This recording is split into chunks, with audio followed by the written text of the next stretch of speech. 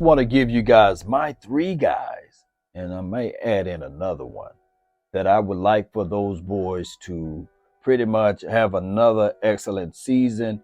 And the one would be the expectation. So the first and foremost, Deron Bland, unbelievable rookie year. We can argue the fact that he was probably the best rookie on the team last season, right? And when you think of it, 5 INTs, we look at what he was able to exhibit and exude out there. He stood tall when his number was called, and he didn't leave no excuses on the table. He had 5 INTs. He was able to jump routes, unbelievable game throughout the season. And I can't wait to see what he's going to bring back for the nation for the 2023 season, right? The other guy, big role and big duties to have, and that is Jake Ferguson. And now all of a sudden, this tight end room is very young. We got Jake Ferguson, of course, Peyton Hendershot, Sean McEwen, and with the second pick in the Dallas Cowboys draft order, they went and got a guy by the name of Luke Schoonmaker. Now, granted, the room, the leadership, the aspect of this team is going to lean on Jake Ferguson, and hopefully he can fill in those voided areas as it relates to tight end.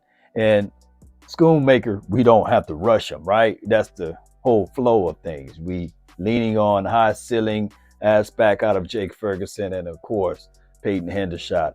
And the third person that we really would like to see just turn the corner in the right way is my guy, Damone Clark. Think of this. Around this time last year, he wasn't at practice. He wasn't doing OTAs. He wasn't doing mini camps.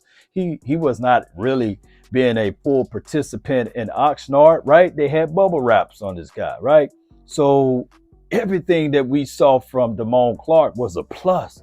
And he filled in and he did a great job for us when his number was called.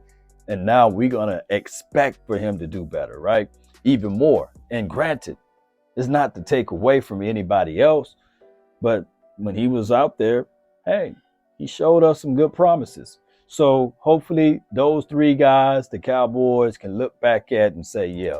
Now, some of the guys that we would like to see more out of, Kavontae Turpin, utilized and used in his offense, of course, my guy, Simi Fehoko. Shout out to Kelvin Gray. He did a wonderful interview with him on his podcast, and he brought a lot of things, a good excitement levels to this team.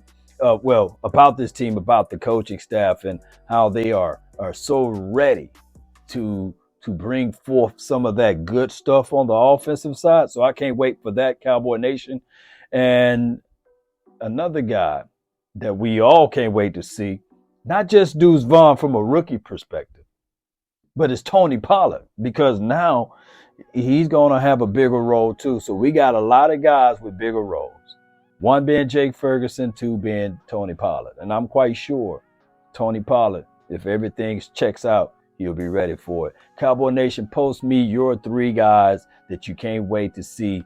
And let it not be the obvious, right? Let me know the unknown guys, right? Or if you have a rookie dark horse, like I got Jalen Cropper. Cropper is one of my guys that I'm looking for to be one of my dark horses out of this draft, right? Well, the undrafted room, believe it or not. And then out of the draft, of course, you guys been hearing me talking about Deuce Vaughn, and we'll find out, Cowboy Nation. And I don't even have to go down the line to tell you guys how I feel about Overshown. If you guys been checking out the channel, you already know where I stand at with him.